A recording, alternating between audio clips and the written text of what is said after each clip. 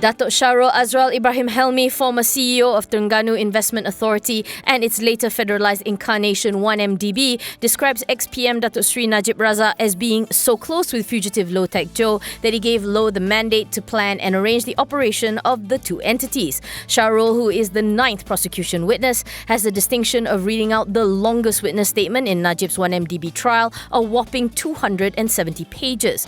Shahrol says that he saw how Low had demonstrated several times that he had access to Najib and that he was looking after Najib's interests from the start. He says that he had observed this through his interactions with Low, giving an example of a TIA board meeting where Low would contact Najib directly, either through the phone to ask for his opinion and guidance or at his official residence. Low was also the facilitator between Terengganu Sultan, Sultan Mizan Zainal Abidin and Najib in representing the federal government. In his testimony, Shahrol describes how Low was formally appointed as TIA's advisor in April 2009.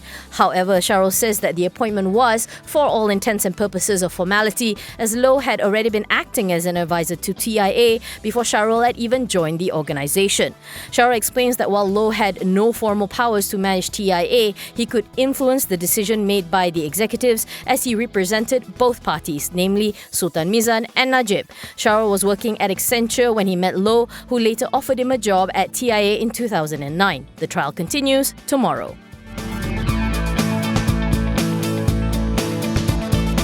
Lafarge Malaysia's minority shareholders have voted down a resolution that would have mandated the company undertake a recurrent related party transaction worth 3.51 billion ringgit in aggregate with controlling shareholder YTL Cement and its subsidiaries. The Yeo siblings, Tan Sri Francis Yeo Sok Ping, Datuk Sri Yeo Sok Siong, Datuk Yeo Siok Kian, Datuk Yeo Siok Hong and Datuk Yeo Su Keng, being interested directors and common directors in the proposed recurrent RPT, had abstained from voting.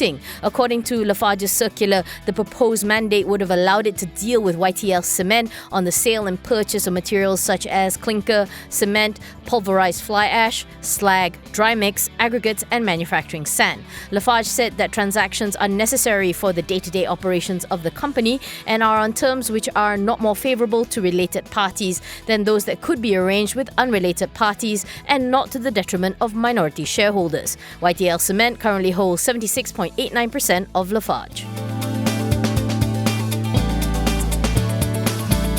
Genting subsidiary Genting Singapore is said to be among the shortlist of 3 potential bidders for the planned development of an integrated casino resort in Osaka, Japan. According to Casino News Daily, Genting Singapore, MGM Resorts International and Galaxy Entertainment Group have all submitted requests for concept proposals for the development of the resort. Osaka has long been considered the frontrunner in the casino race due to its large number of international visitors and strong local political support. Japan had legalized gambling in 2016 and authorized the construction of up to 3 integrated resorts with gaming floors. Quoting analysts, Casino News Daily also reported that Yokohama, Nagasaki, Wakayama and Tokyo could be selected as hosts for these integrated resorts. Yokohama, Japan's second largest city, recently officially joined the race, with its mayor Fumiko Hayashi saying that they needed an integrated resort in order to achieve growth and development.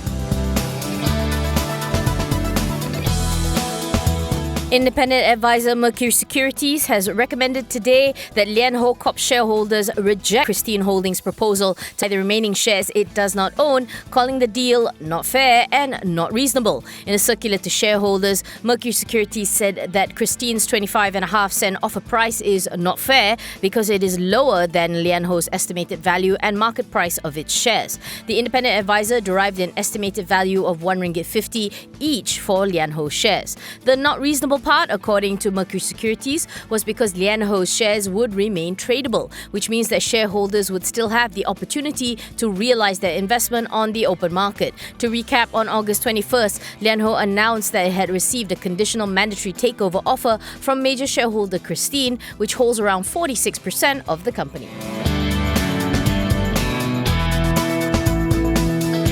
Although Malaysia saw a year-on-year drop in car sales for August, HLIB Research has maintained its total industry volume forecast of 596,000 units for 2019, buoyed by strong demand for Proton, Perdua and Toyota new models. The 22% drop seen in August was due to the absence of a 3-month holiday tax period. HLIB anticipates the upcoming months of September to December to revert to positive year-on-year growth due to sales slowdown seen in the preceding year as consumers front-loaded purchases during the GST exemption period. The research house is expecting what it calls a sustainable monthly sales volume of 50,000 units for the second half of 2019. So far for the year to date, TIV was down by 6% to 398,300 units due to the high base effect of the GST exemption period in June to August 2018, according to figures from the Malaysian Automotive Association.